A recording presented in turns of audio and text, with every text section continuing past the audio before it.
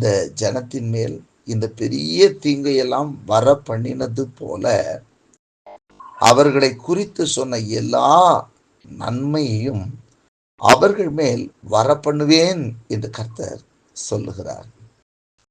கர்த்தருக்கு மகிமை உண்டாகட்டும். இஸ்ரவேல் ஜனங்கள் மேல ஆண்டவர் கொடிய தீங்கையெல்லாம் வர பண்ணினார். அங்கு பயங்கரமான தீங்குகள் எல்லாம் ஏற்பட்டது. அடிமையாக்கப்பட்டார்கள், சிறையாக்கப்பட்டார்கள். அங்கே போன இடத்துல கடுமையான அடிமைத்தனத்துக்குள்ளாக இஸ்ரவேல் ஜனங்கள் சிக்கி தவிக்கக்கூடிய சூழ்நிலைகள் எல்லாம் ஏற்பட்டது. அதற்கு காரணம் நீங்கள் வேதத்தில் அதே அந்த எரேமியால நீங்கள் வாசி பார்த்தீங்கன்னா 32ல நிறைய சொல்லியிருப்பாங்க. அவங்க என்ன செஞ்சாங்க அப்படின்னா 34ஆம் வசனத்துல 33ஆம் வசனத்துல இருந்தே நீங்க வாசி அது அந்த அதிகாரமே ஃபுல்லா பாத்தீங்கன்னா அதுல நிறைய சொல்லியிருப்பாங்க. 22ல சொல்லுவார், எனக்கு கோபம் உண்டாகும்படிக்கு இஸ்ரவேல் புத்தரும் யூதா புத்தரும் அவர்கள் ராஜாக்களும் அவர்கள் பிரபுக்களும் அவர்கள் ஆசாரியர்களும் அவர்கள் தீர்க்கதரிசிகளும் யூதாவின் மனுஷரும் எருசலேமின் குடிகளும் செய்த எல்லா பொல்லாப்பின் நிமித்தம் இப்படி நடக்கும். முகத்தை அல்ல முதுகை எனக்கு காட்டினார்கள். நான் ஏற்கனவே அவர்களுக்கு உபதேசித்தும் அவர்கள் புத்தியை ஏற்றுக்கொள்ள செவி கொடாமற் போனார்கள். அவர்கள் என் நாமம் தரிக்கப்பட்ட ஆலயத்தை தீட்டுப்படுத்தும்படிக்கு தங்கள் அருவருப்புகளை அதிலே வைத்தார்கள்.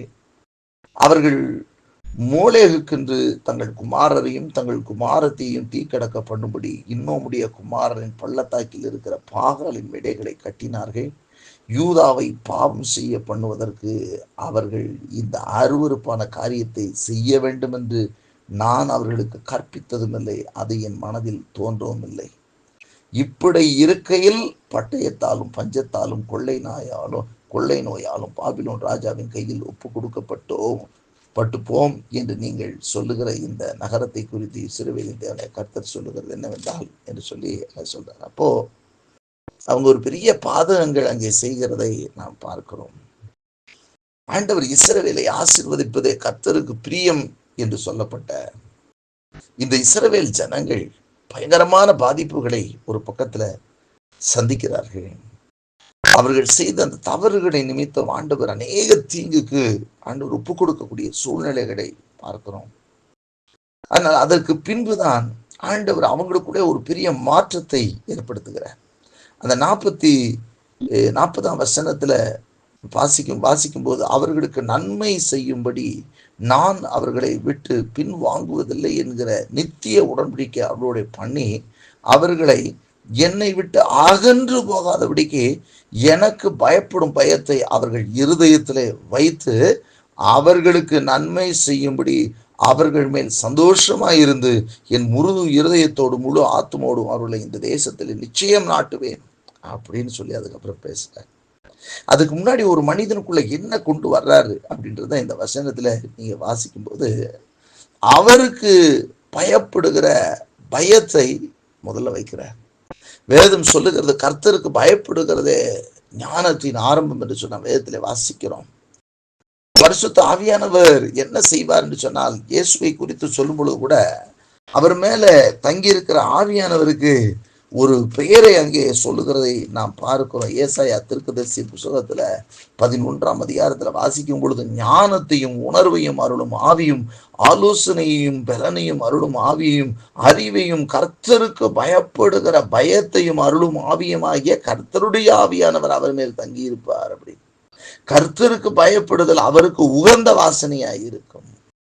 அப்ப கர்த்தருக்கு பயப்படுகிற ஒரு பயத்தையும் ஆண்டவர் கொடுக்கிறார்.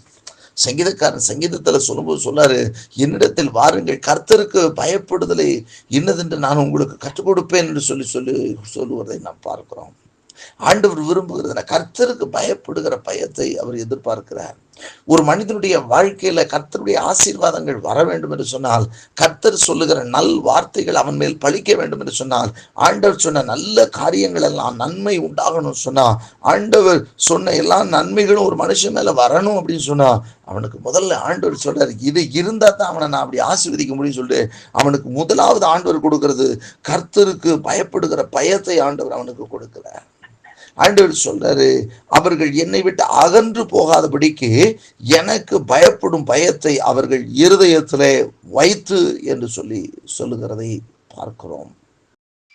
அப்போ ஆண்டவர் நம்மிடத்தில் எதிர்பார்க்கிறது கர்த்தருக்கு பயப்படுகிற பயம். ஆண்டவருக்கு பயப்படுகிற ஒரு பயம் ஒரு மனுஷனுக்கு வந்துருச்சுன்னு சொன்னா ஆண்டவர் வைத்திருக்கிற அத்தனை நன்மைகளும் அங்கே வர்ஷிக்கப்படும். ஆகவே தான் பார்க்கிறோம், யோசேப்பினுடைய வாழ்க்கையில பார்க்கிறோம், போன இடத்துல அந்த இடத்துல யோசேப்பினுடைய வாழ்க்கையில அங்கே போர்த்திபாருடைய வீடு நல்ல ஒரு அருமையான ஒரு நிலைக்கு வந்திருக்கிறாரு. ஏன்னு சொன்னா அவர் அடிமையாக விற்கப்பட்டா அங்கே அரை நிர்வாணத்தோடு அழைத்து வரப்பட்டவர், சங்கிலிகளால் கட்டி அழைத்து வரப்பட்டவர், சங்கிலிகளினாலே கட்டப்பட்டு கிடந்தவர். இப்பொழுது அதே இடத்துல போர்த்திபாருடைய வீட்டுல விடுதலையோடு கூட அந்த இடத்துல எல்லாருக்கும் மேலாக உயர்ந்த ஒரு ஸ்தானத்துல நல்ல நிலையில் இருக்கிறாரு. அப்படிப்பட்ட சூழ்நிலையில் தான் போர்த்திபாருடைய வீட்டில பாவம் செய்யும்படியான ஒரு சூழ்நிலை பாவத்திற்கு தூண்டுகிற ஒரு சூழ்நிலை நடக்கிறது. போர்த்திபாருடைய மனைவி தவறுக்கு தன்னை அழைக்கும் பொழுது அந்த இடத்திலே அவன் சொல்லுகிறான், நான் கர்த்தருக்கு விரோதமாய் பாவம் செய்வது எப்படி என்று சொல்லி அவன் பாவத்தை விட்டு விலகி ஓட தன்னை அர்ப்பணித்த பொழுது கர்த்தர் அந்த இடத்துல ஒரு காரியத்தை செய்யறாரு. யோசேப்புக்கு எந்த காரியத்தை செய்ய மாட்டேன்னு சொல்லிட்டு ஆண்டவருக்காக பயந்து அந்த இடத்துல சட்டையை கழட்டி விட்டுட்டு வெளியே ஓடினானோ அந்த யோசேப்புக்கு அதே பிரச்சனையை அதே காரியத்தை நிமித்த சிறைச்சாலைக்குள்ள கொண்டு போய் அந்த சிறைச்சாலையிலிருந்தே கர்த்தர் அந்த யோசேப்பை உயர்த்தி மேன்மையான இடத்துல இந்த யோசேப்பை குறித்து ஆண்டவர் சொல்லி இருந்த அந்த நல்ல காரியங்கள், நல்ல வார்த்தைகள் அவனுடைய பெற்றோர் அவனுடைய சகோதரர்கள் எல்லாம் விழுந்து வணங்கும்படியாய் எல்லாரும் விழுந்து வணங்குற அளவுக்கு கர்த்தர் யோசேப்பினுடைய வாழ்க்கையில கர்த்தர் சொல்லி இருந்த நல்ல வார்த்தையை நிறைவேற்றினார். நம்முடைய வாழ்க்கையிலும் கூட ஒன்றே ஒன்று ஆண்டவர் எதிர்பார்க்கிறது, அவருக்கு பயப்படுகிற பயம். அவருக்கு பயப்படுகிற பயம். உலகத்தார போல ஏதோ அங்க நம்ம கோயிலுக்கு போகும்போது மட்டும் அந்த இடத்துல நடுங்குகிறது அல்ல. கர்த்தருக்கு பயப்படுகிற வாழ்க்கை என்பது ஆண்டவருக்கு பிரியம் இல்லாதவைகளை உயர்ந்தறி தள்ளி கர்த்தருக்கு பிரியமானவைகளை செய்கிற வாழ்க்கை தான் கர்த்தருக்கு பயப்படுகிற ஒரு வாழ்க்கை. இன்றைக்கு பாரம்பரியமாய் நாம் சென்று வருகிறதல்ல கர்த்தருக்கு பயப்படுகிற ஒரு வாழ்க்கை, கர்த்தர் விரும்புகிற வாழ்க்கை. அப்போ அந்த வாழ்க்கை நம்ம வாழும்போது ஆண்டவர் நமக்கு சொல்லி இருந்த எல்லா நன்மைகளையும் வர்ஷிக்க பண்ணுகிற ஒரு ஆண்டவன். கர்த்தருக்கு மகிமை உண்டாகட்டும். இந்த நாள்ல நம்முடைய வாழ்க்கையில நாம் எப்படி இருக்கிறோம்? ஆண்டவர் எனக்கு நன்மை செய்யவில்லை என்று சொல்லுகிறோம். ஆண்டவர் எனக்கு என்னத்தை நன்மையை செஞ்சிட்டாருன்னு நிறைய கேள்வி கேட்கிறோம். ஒன்றே ஒன்று, நான் கர்த்தருக்கு பயப்படுகிறவனாய் இருக்கிறேனா? நான் கர்த்தருக்கு பயந்து தீமை விட்டு விலகுகிறேனா? இந்த கேள்வியை நமக்குள் நாமே கேட்டுக்கொள்ள வேண்டும். அப்படிப்பட்ட ஒரு கேள்வி நமக்குள்ள எழும்ப தொடங்கிருச்சுன்னு சொன்னா கர்த்தருடைய ஆசீர்வாதங்களை கண்கள் காணும். ஆண்டவர் சொல்லியிருந்த நல்வார்த்தைகள் உங்கள் வாழ்க்கையில நடக்க தொடங்கும். ஆண்டுடைய வசனம் நடக்கும். ஆகவே தான் இந்த எரேமியா 32ஆம் அதிகாரத்துல அவங்க சூழ்நிலையும் சொல்லிடுறாரு. அதற்கு பின்னாடி எப்போ நான் ஆசீர்வதிப்பேன், எப்போ நான் நன்மை உண்டாகும்படி அவங்க மேல சந்தோஷமா இருப்பேன், எல்லா நன்மைகளையும் அவங்க மேல வருஷிக்க பண்ணுவேன் என்று சொல்லி கர்த்தர் சொல்லுகிறார் அப்படின்னு சொன்னா அவனுக்கு கர்த்தருக்கு பயப்படுகிற பயத்தை அவனுக்கு கொடுத்து ஆண்டவரை விட்டு பிரியாம இருப்பானா, ஆண்டவரோடு கூட இருப்பானாம். பாருங்க, யோசேப்பு தப்பு செய்யல, ஆனா குற்றம் சாட்டப்பட்டு சிறைச்சாலைக்குள்ள தூக்கி போட்டாங்க. ஒரு பெரிய ஆச்சரியம் எனக்கு இன்னும் கூட அதிகமா நான் யோசிக்கிறது, ஒரு மனிதனுக்காக அந்த யோசேப்பு நான் கர்த்தருக்கு விரோதமாய் பாவம் செய்வது எப்படின்னு சொன்னதுக்காக மனிதனால் உண்டாக்கப்பட்ட சிறைக்குள்ள யோசேப்பு கூட போய் உட்கார்ந்திருந்தார் கர்த்தர். அந்த சிறையை ஒரு நிமிஷத்துல உடைச்சு தூக்கி எறியறதுக்கு ஆண்டவரால முடியாதா?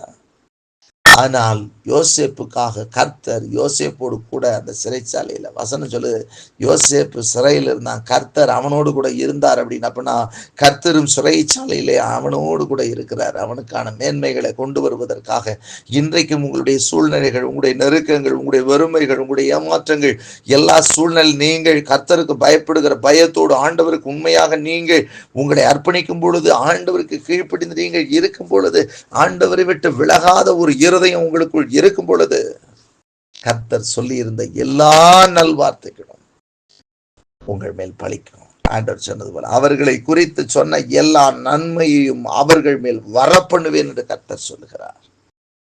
அவர் நம்ம மேல சொல்லியிருந்த எல்லா நல்ல வார்த்தைகளை நம்ம மேல வரப்படுகிற தேவன். கர்த்தர் நம்மை ஆசீர்வதிப்பார்.